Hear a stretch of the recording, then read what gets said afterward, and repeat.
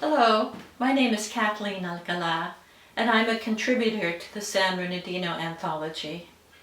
I'm going to read today just a bit from my story, The Match, the Leaf, the Soaring Spirit.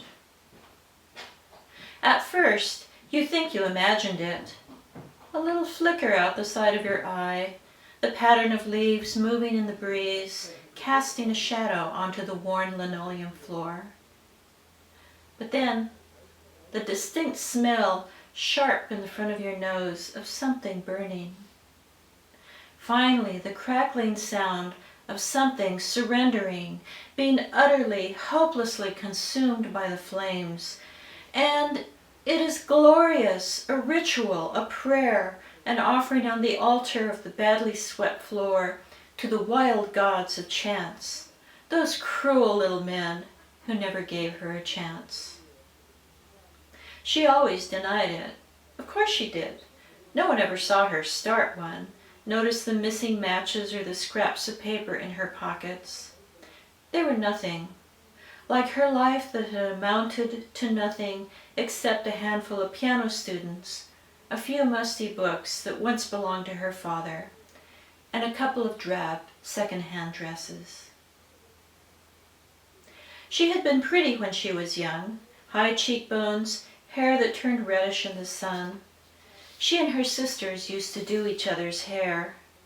They were always together, but after she went walking, just that one time with Enrique, her mother had taken her to the doctor, just to make sure. She almost died of embarrassment, a good way to guarantee she would never show her secrets to a man again. But, oh, that afternoon, they sat on the grass and laughed. He told her stories about places she had never imagined, places he had been stationed in the Navy. He told her stories she barely understood. At first, she laughed to be polite, but then she laughed to feel it inside her lungs and mouth. It was like swallowing a soap bubble, making her giddy and light. He lit a cigarette, cupping his hands around the flames to protect it from the wind.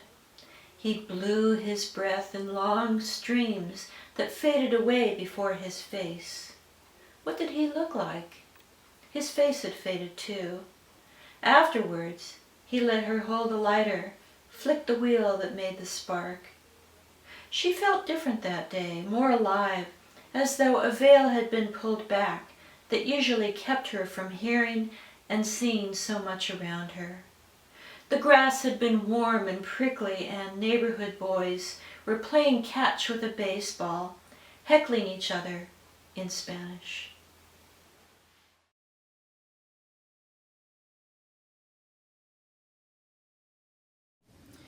In San Bernardino, we have the seasonal Santa Ana winds that usually come in the fall.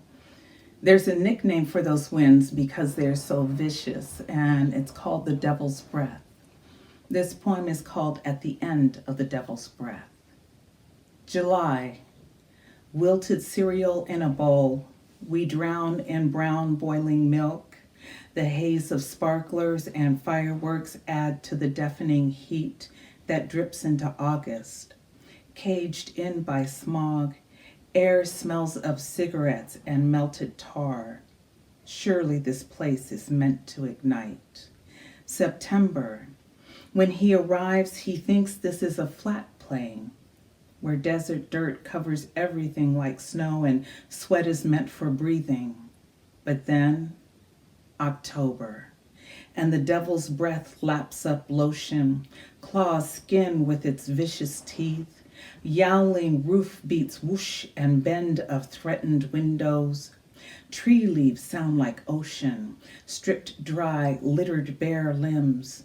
The hard ones snap, ripe for a switch. Used to be gangs of tumbleweeds round the streets. Now solitary wadded balls of rootless limbs roll by.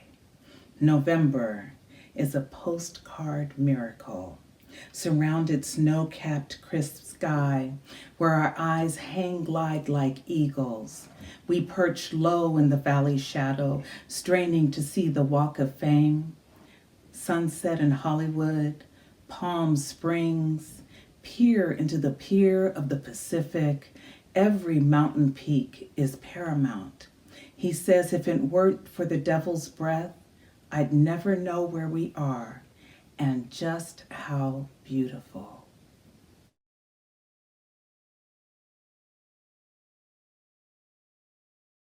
Here goes San Bernardino singing. Thank you all. San Bernardino passion. Bite into the slushy passion of persimmons out here and sink into the orange membranous skies of San Bernardino. Its fully barbecued forest fires, its chocolatey mudslides. When its skin is taut and ready to go, ooh-wee, ooh-wee, it's persimmon passion, all right. Bite into San Bernardino and it'll bite back.